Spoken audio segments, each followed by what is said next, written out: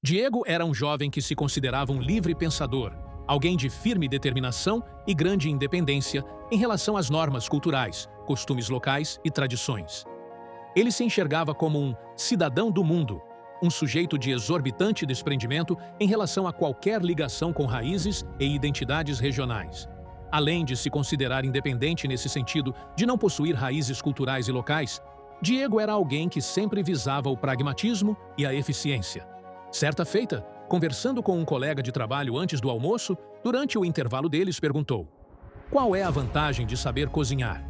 Eu posso pedir aqui um hambúrguer que possui um sabor 1000 vezes melhor do que eu conseguiria fazer e chega em 15 minutos até nós." Diego, um homem que se considerava independente, não tinha um carro e nem uma carteira de habilitação, pois acreditava que, do ponto de vista financeiro, é melhor consumir um serviço de carona do que um carro. Na visão desse ser que se considerava um indivíduo emancipado e autossuficiente, era melhor depender dos serviços de uma empresa amplamente regulada pelo Estado do que possuir hábitos e bens capazes de gerar de fato essa tão sonhada independência.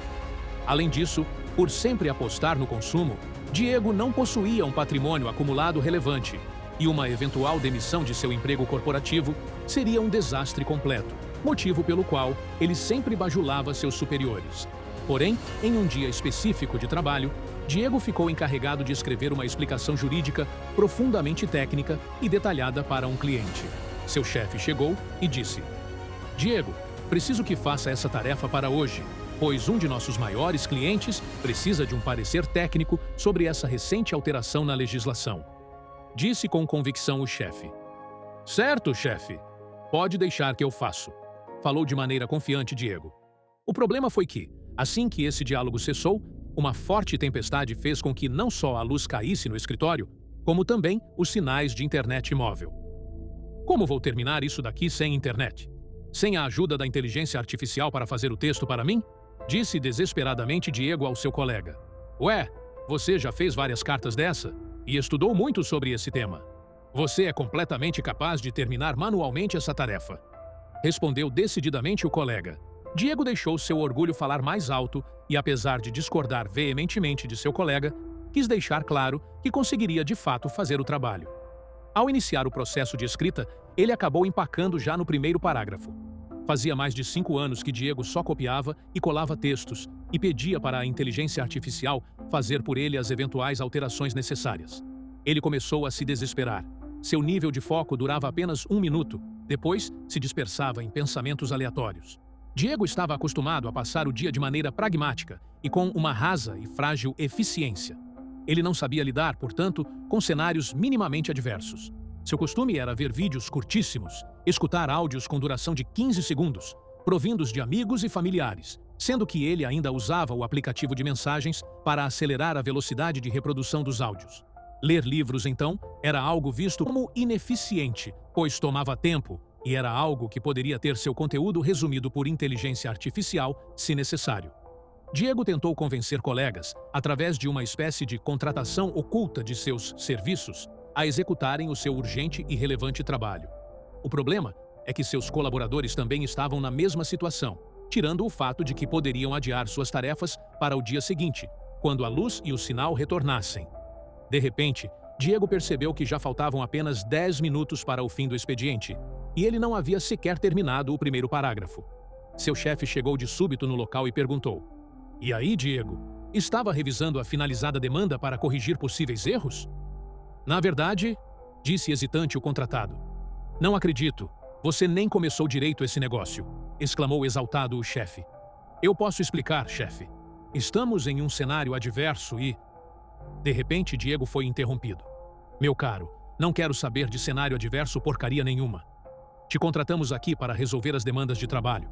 E na sua contratação, você destacou que possuía extraordinárias habilidades de escrita e que detinha um vasto conhecimento jurídico.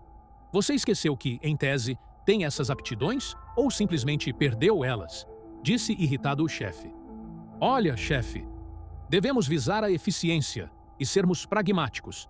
Ao longo desses anos, a inteligência artificial e o consumo de serviços terceirizados altamente especializados superaram nossas capacidades não só profissionais, mas também em praticamente todos os aspectos da vida.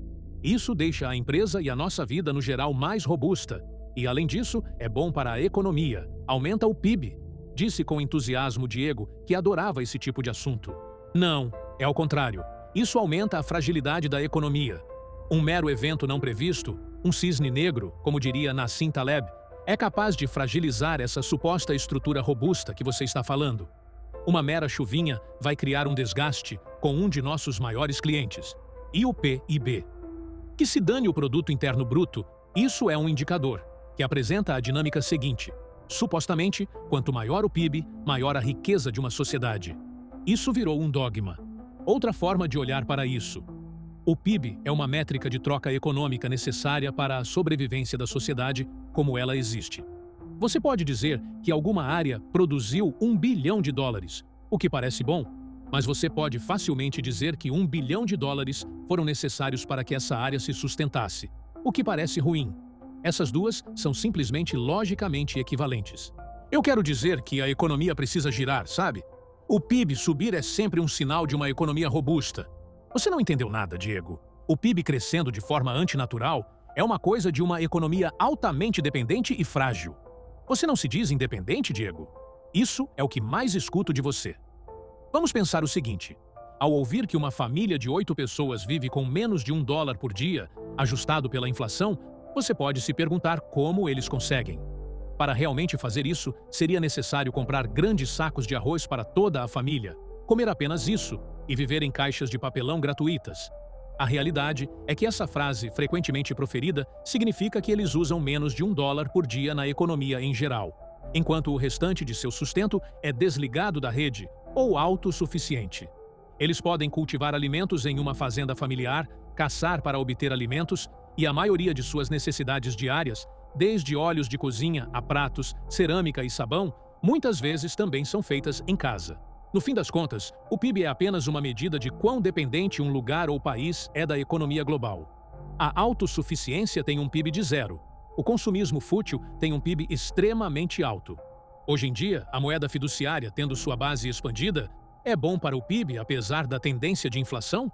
Os produtos serem de plástico e muito menos resistentes em relação ao passado é bom para o PIB? Tudo isso você está desconsiderando, meu jovem. Diego, um consumista contumaz e que era totalmente dependente da estrutura do Estado e de grandes corporações ligadas a ele, ficou muito triste com a sua subsequente demissão pelo fracasso na importantíssima tarefa que o deixou sem esperanças e sem rumo.